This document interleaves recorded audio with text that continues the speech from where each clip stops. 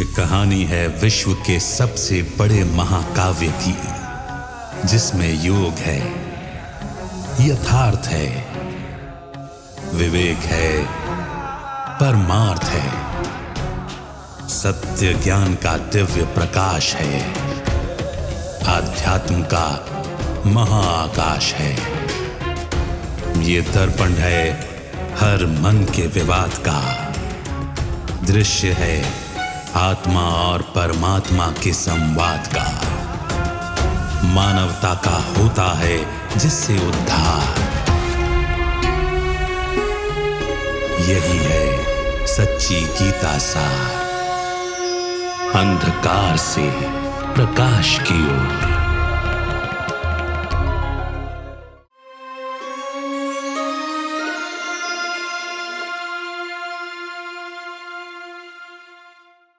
नमस्कार। अंधकार से प्रकाश की ओर सच्ची गीता सार इस कार्यक्रम में आप सभी का स्वागत है। गीता में ऐसी कई बातें बताई गई हैं जिसे सुनकर भी मनुष्य नहीं समझ पाते। ऐसे में लगता है कि जब गीता बता ही रही है तो हम समझ क्यों नहीं रहे हैं। हर व्यक्ति उसी बात को अलग अलग क्यों समझ रहा है, क्योंकि अगर वो परमात्मा के वचन हैं तो सभी के लिए एक जैसे ही होने चाहिए। वो हर एक व्यक्ति के लिए अलग अलग चीज तो नहीं बताएंगे। ऐसे ही कुछ विषयों पर आज चर्चा करते हैं। हमारे साथ स्टूडियो में ब्रह्मा कुमार बृजमोहन भाई साहब हैं। भाई साहब, स्वागत है आपका। ओम शांति। जैसे गीता में अनेक विषयों पर लोग अपनी अपनी टीका टिप्पणी करते हैं, हर एक गीता को अपनी तरीके से इंटरप्रेट करता है, मगर अगर परमात्मा के महावाक्य हैं और अगर भगवान ये चीज बता रहे हैं तो वो सभी के लिए कॉमन एक ही मीनिंग के साथ बता रहे होंगे, अलग अलग अर्थ में तो बता नहीं रहे होंगे। ये बात हमें पता चली है कि परमात्मा इस धरती पर आते हैं। जब कहा जाता है कि संभवामि कहा जाता है तो वो आते हैं, ये तो समझ में आ गया। अब ये भी चीज़ हमने समझा कि अगर श्री कृष्ण के रूप में आते नहीं हैं, क्योंकि श्री कृष्ण के नाम को डालने से परमात्मा और देवता के अंतर को हम समाप्त कर देते हैं और श्री कृष्ण को हम देवता कहते हैं, इसलिए परमात्मा श्री कृष्ण के रूप में नहीं आते, ऐसा हम समझते हैं। बट बहुत बार लोगों को ये बात समझने में एक प्रश्न सा उठता है कि कैसे मान लें कि परमात्मा श्री कृष्ण के रूप में नहीं आए, क्योंकि बहुत सारे लोगों के लिए उन्हें ही अवतार मान लिया जाता है। तब इस बात को कैसे बेहतर समझा जाए? आप देखिए, अगर वो यही कहते हैं कि परमात्मा श्री कृष्ण के रूप में आते हैं, अब ये भी कहते हैं कि युगे युगे आते हैं, बार बार आते हैं, तो क्या चारों युगों में श्री कृष्ण आए? नहीं। सिंपल सी बात है। तो श्री कृष्ण के रूप में गीता सुनाई है और किसी रूप में तो गीता सुनाई नहीं। किसी ने कहा राम जी ने गीता सुनाई या बुद्ध जी ने गीता सुनाई या किसी अन्य ने गीता सुनाई। तो गीता सुनानी है भगवान, गीता भगवान की गीता। ऐसा तो नहीं कि रूप भी बदल जाए और शास्त्र भी बदल जाए। अच्छा, युगे युगे कहाँ आते हैं? सारे साइकिल में कृष्ण एक ही बार आते हैं, तो नेचुरली उसी रूप में गीता सुनाई होगी।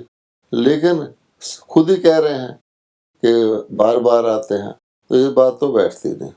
श्री कृष्ण का रूप आज भी आकर्षक है। किसी बच्चे को भी आप जन्माष्टमी के दिन श्री कृष्ण बना दें तो लोग उमड़ पड़ते हैं उसको झूला झुलाने के लिए। अच्छा, टर्न मांगते हैं, हाथ जिसने हाथ लगाया तो उसको हाथ लगाते हैं कि हम श्री कृष्ण को झुला रहे हैं। इतनी आकर्षक जिसका नाम श्री कृष्ण है। तो अगर श्री कृष्ण न्यूयॉर्क में भी आ जाए, मान लो, जो लोग बिल्कुल दूसरे धर्म के हैं वो भी मान लेंगे कि भी भगवान आया, हमने सुना था पर ये आ गया। तो ऐसी जैसे सूर्य निकल आए अंधेरे में, तो इसी प्रकार से श्री कृष्ण, नाम ही उसका कृष्ण बने होता है, आकर्षण करने वाला। तो फिर क्या वजह थी कि जो बड़े बड़े लोग थे, समझदार लोग थे, वो भी कहने लगे कि ये भगवान नहीं है। और शायद ही कोई, जिसको कोई गिनता ही नहीं था, नेग्लिजिबल लोग जिनको कोई निगलेक्ट करता था, उन्होंने कहा ये भगवान है। तो जरूर है, श्री कृष्ण का रूप नहीं होगा कोई अन्य साधारण रूप होगा जिसको के जो लोग उस वक़्त के बड़े थे वो उनको साधारण गिनते रहे, तो इसलिए उन्होंने उसको पहचाना नहीं। तो साधारण को साधारण वालों ने पहचान लिया, ये बात है। गीता में इसके ऊपर एक बात भी आती है, वो ये कहते हैं कि मैं जब आता हूँ तो मनुष्यों में कोटि करोड़ों करोड़ों मनुष्यों में से कुछ गिनती के लोग ही मुझे पहचान पाते हैं और बाकी मूढ़मती मनुष्य साधारण वेश में आए हुए मुझे नहीं पहचान पाते। ये गीता में शब्द आते हैं। जब ये शब्द आते हैं तो लोग समझते हैं कि हाँ होगा कोई मूढ़मती, वो ये नहीं समझ पाते क्या मैं पहचान पा रहा हूँ परमात्मा को। हाँ, देखिए, पहली बात ये है समझने की कि परमात्मा को अपना शरीर नहीं है, ठीक है। वो उस समय के जो लोग हैं उनमें से किसी का शरीर अडॉप्ट करते हैं, और वो समय कौन सा है? वो कोई देवताओं का समय तो है नहीं, देवताओं के समय में तो आने की जरूरत नहीं है। तो वो समय बिल्कुल गिरावट का समय है, सारी बातें सिद्ध करती हैं, धर्म ग्लानि थी आदि आदि। यानी धर्म ग्लानि के जितने चिन्ह बताए गए हैं वो सारे वहाँ थे, दम्भी कपटी है जी, लोग उसमें थे। अब क्वेश्चन ये है कि वो परमात्मा नहीं है जो शरीर है, वो तो वहाँ का एक साधारण व्यक्ति है, और परमात्मा उसमें आ गए। अच्छा, अब परमात्मा उसमें आ गए तो कोई व्यक्ति शरीर को देखेगा वो तो ये समझेगा साधारण व्यक्ति है। आज भी कई लोग अपने आप को परमात्मा डिक्लेयर कर देते हैं, तो कितने लोग उनको मानते हैं, वो कहते हैं परमात्मा कैसे हो सकता है। लेकिन परमात्मा जब अपना परिचय देते हैं कि शरीर को मत देखो, लेकिन जो मैं बोल रहा हूँ उसको सुनो और उसको समझो। अब उसमें भी प्रॉब्लम क्या है कि परमात्मा बोलते हैं साधारण भाषा, मनुष्यों को समझाना है ना। अब साधारण जैसे कोई टीचर होता है स्कूल में, तो वो जो सबसे कमज़ोर बच्चा होता है उसकी भाषा बोल के समझाता है ताकि वो भी समझ सके, बड़े वाले तो आपे समझ जाएंगे। तो परमात्मा बिल्कुल साधारण भाषा, जो आम बोलचाल की भाषा उस समय की, उसमें समझाते हैं। और आजकल पढ़ा लिखा किसको कहते हैं? जो साधारण भाषा के अलावा कुछ जानता हो। जैसे आजकल 2-4 शब्द अंग्रेजी के ना बोल दो तो लोग समझते सारे सन्यासी भी बोलने लगे, वो समझते पढ़ा लिखा व्यक्ति नहीं है, तो कहते ये पढ़ा लिखा है, यानी बाकी व्यक्ति में अकल ही नहीं है। एक तो होता ना भाषा का भेद, अकल ही नहीं है। आप देखेंगे साधारण व्यक्तियों में कईयों में बहुत शिष्टाचार होता है, उनमें मिठास होती है, उसमें सिंसेरिटी होती है। तो कहने का भाव क्या हुआ कि ऐसी परिस्थिति में जबकि शरीर भी साधारण है, भाषा भी साधारण है, तो उस वक्त जो उस समय के असाधारण व्यक्ति हैं वो समझते हैं कि ये तो कुछ साधारण है, वो पहचान ही नहीं पाते, उससे सुनने को तैयार ही नहीं होते, बल्कि दूसरे जो उसको पहचानते हैं वो कहते हैं कि हम भगवान की बात सुन रहे हैं, उनका भी वो मजाक उड़ाते हैं। इसीलिए आप देखेंगे कि जो लाइन है, जिन लोगों की अपोजिशन करी उस वक्त भगवान की, वो कौन थे? जो ना पहचानने के कारण आचार्य, द्रोणाचार्य, वहाँ उस समय के प्रसिद्ध विद्वान, कृपाचार्य, भीष्म पितामह, अपने अपने फील्ड में जो सर्वश्रेष्ठ गिने गए उनके नाम लिए गए। तो ये बात है। तो कितनी रोचक लगती है ये बात कि साधारण वेश में हम मनुष्य को नहीं पहचान सकते। अब क्योंकि आपने महाभारत के इस अध्याय के बारे में बात कही कि यहाँ पर द्रोणाचार्य, कृपाचार्य, बड़े बड़े अपने फील्ड के महारथी नहीं पहचान पाते, वहीं पर अगर हम कृष्ण को ही देख लें, कृष्ण के जैसे रूप को दिखाकर महाभारत में बताया गया है, तो वहाँ पर भी ये प्रश्न उठता है कि क्या कृष्ण ऐसे समय पर आ सकते हैं जैसे आज का समय हम देखते हैं। जैसे आपने ये भी बात कही कि समय ऐसा है जहाँ पर परमात्मा को परिवर्तन के लिए आना पड़ता है। अगर परमात्मा को परिवर्तन के समय पर आना पड़ता है, तो जैसे अगर हम आज का समय देखें तो आज हम देखते हैं कि हर जगह बहुत ज़्यादा धर्मग्लानि, हर फील्ड में, जिस फील्ड में भी हम देखते हैं वहाँ देखकर लगता है कि ये तो सही नहीं है, ये ठीक नहीं है, और इसे ऐसा समय है जहाँ पर परमात्मा को सही में आ जाना चाहिए।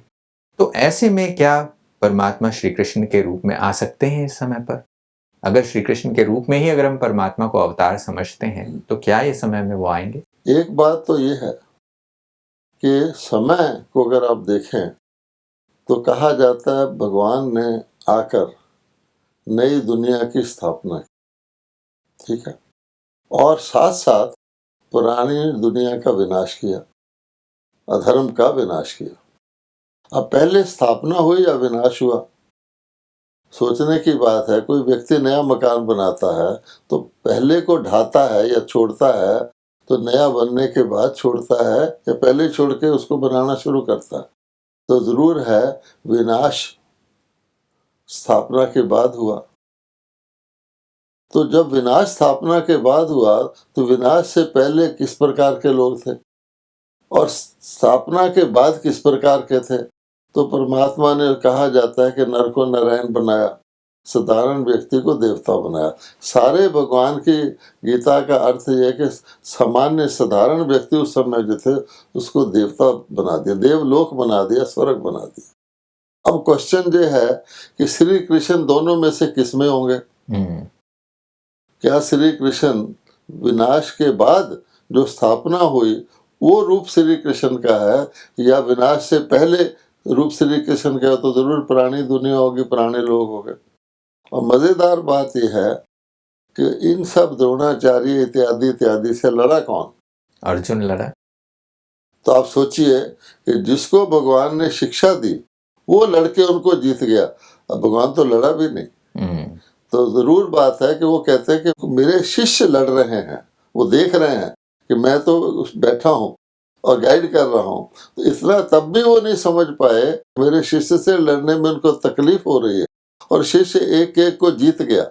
उसका भाव अर्थ ये है कि जो उनके पास ज्ञान था, द्रोणाचार्य इत्यादि, हर एक के पास अपनी तरह का ज्ञान तो हो सकता ना, अज्ञान भी एक प्रकार का ज्ञान है।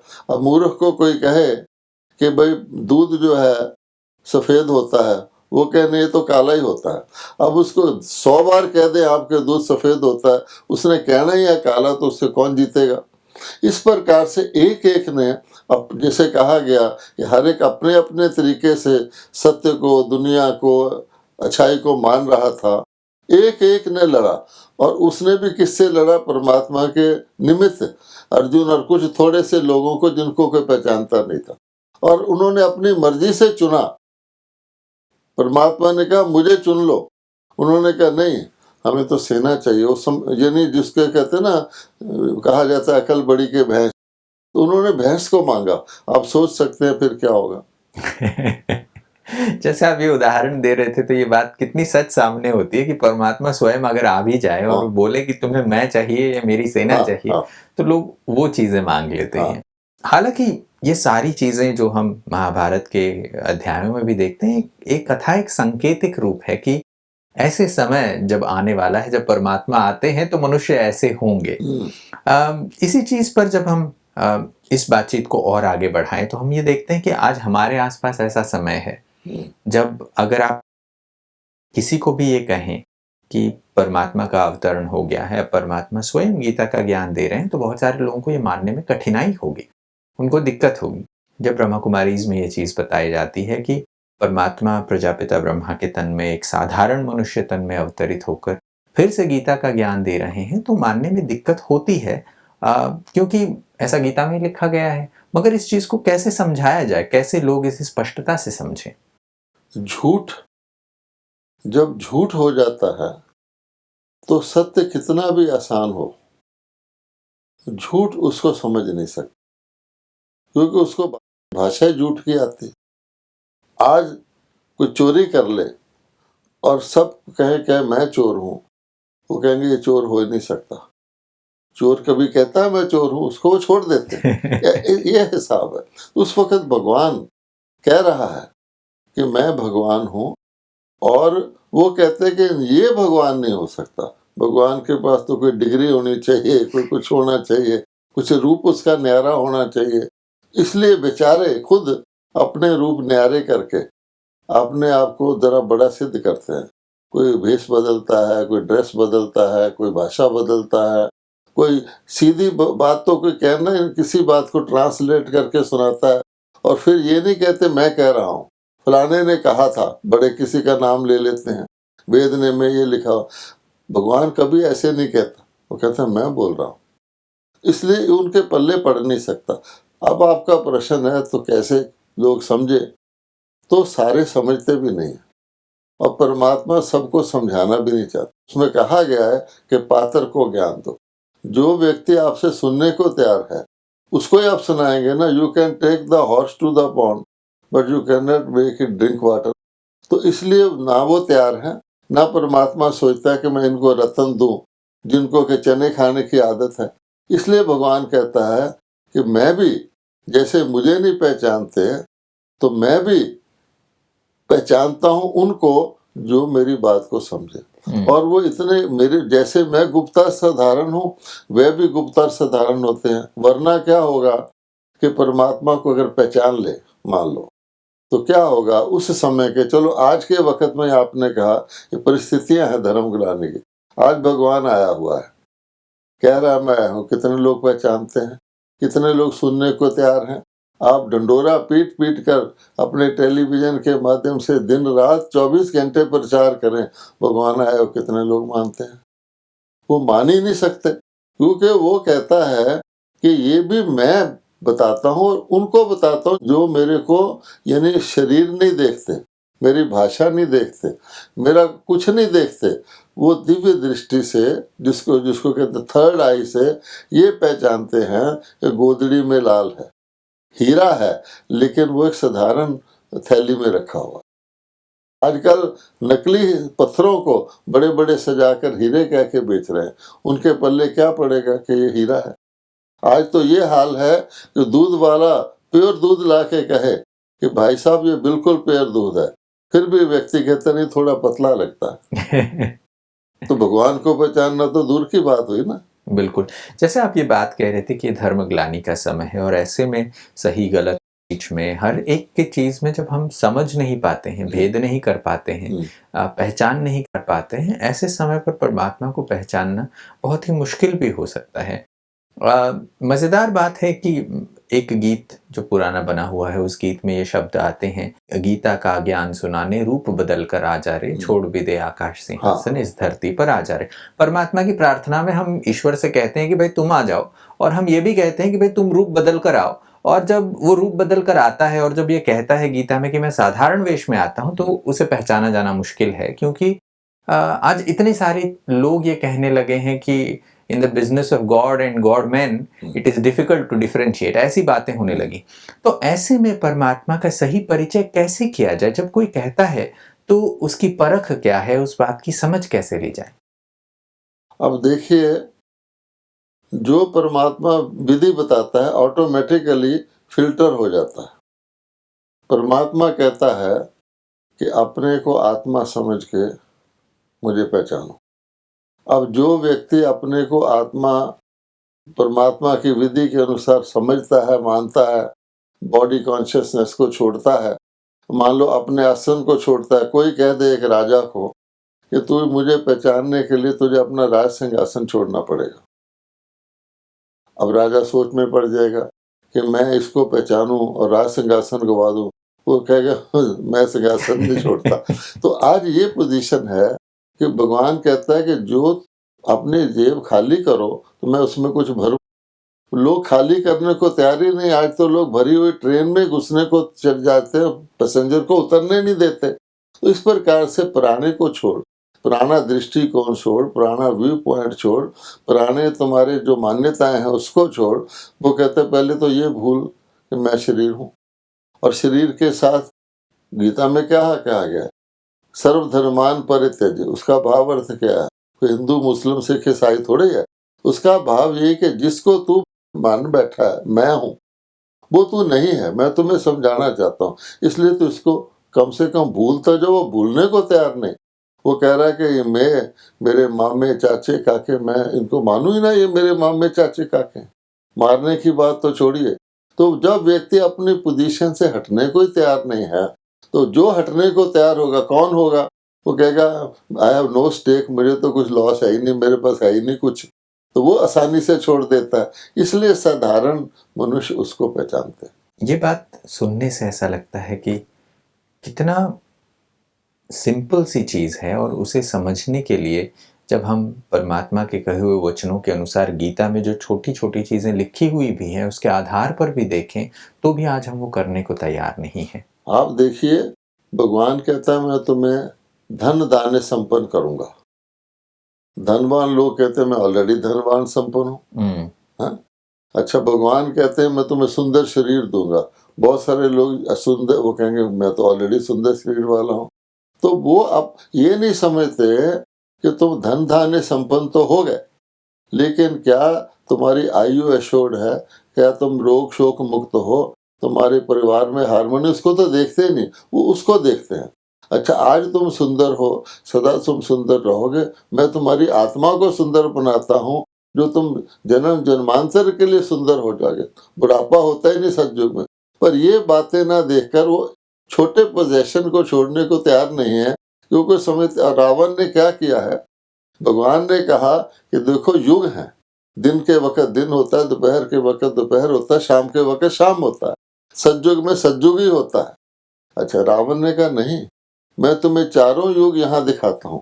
ये उसका छलावा है, अर्थात जिसको नकली लंका कहा जाता है। आपको चारों युग यहाँ दिखाता हूँ।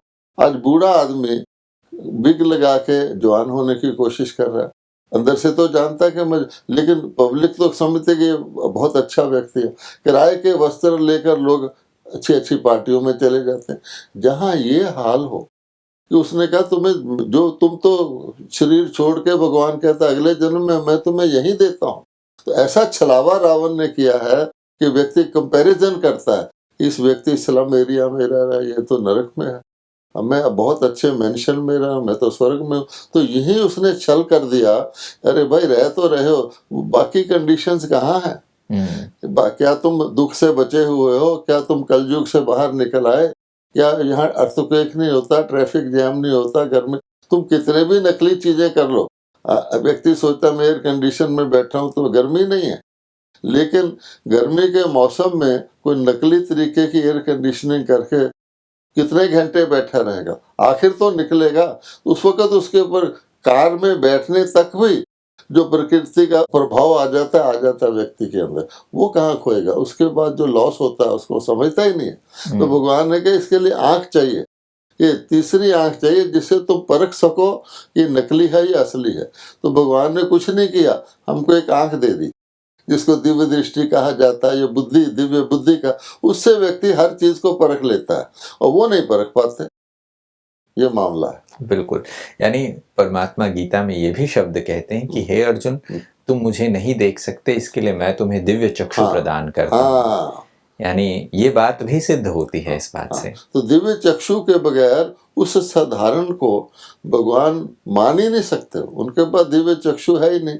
इसलिए खुद कहते हैं नयनहीन को राह दिखाओ प्रभु, मुझे अंधकार की, खुद ही गा रहे हैं। भगवान ने तो नहीं कहा तुम गाओ मुझे अंधकार से प्रकाश की। एक्नॉलेज कर रहे हैं, कन्फेस कर रहे हैं कि मैं अंधकार में हूँ। इससे ज्यादा क्या हो सकता है?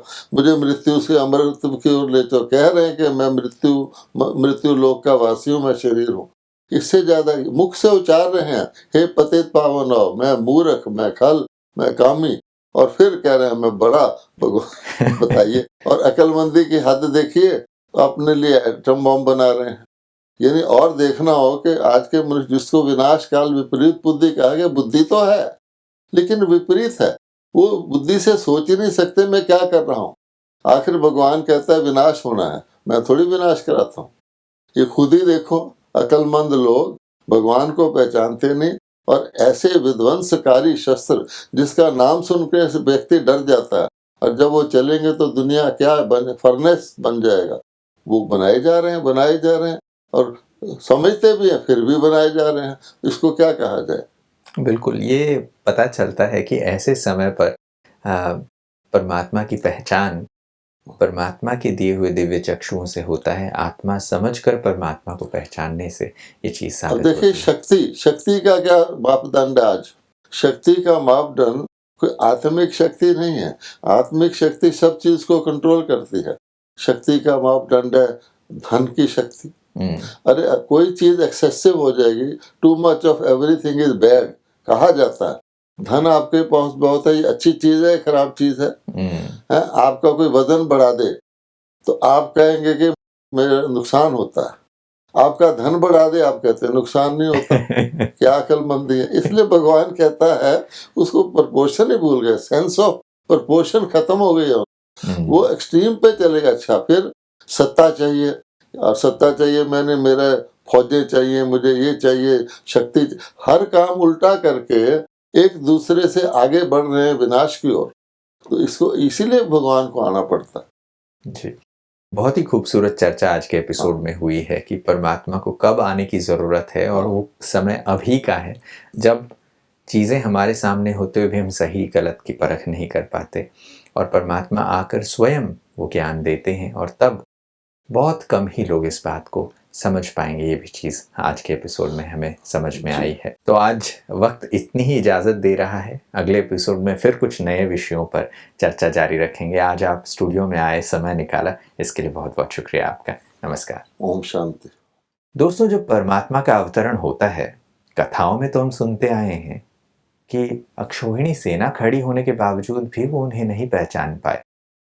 सिर्फ पांडव, जो गिनती में सिर्फ 5 कहे जाते हैं, उन्होंने परमात्मा को पहचाना। उन्होंने कहा कि परमात्मा, हमें कुछ नहीं चाहिए, बस आप हमारी तरफ रहो। क्या हम आज के परिवेश में उस चीज़ को देखें? क्या परमात्मा अगर आज आकर हमसे कहे तो हम किसे चुनना चाहते हैं? सिर्फ सोच के देखिए, चिंतन करके देखिए। आज के एपिसोड में बस इतना ही। फिर मुलाकात होगी, तब तक के लिए नमस्कार।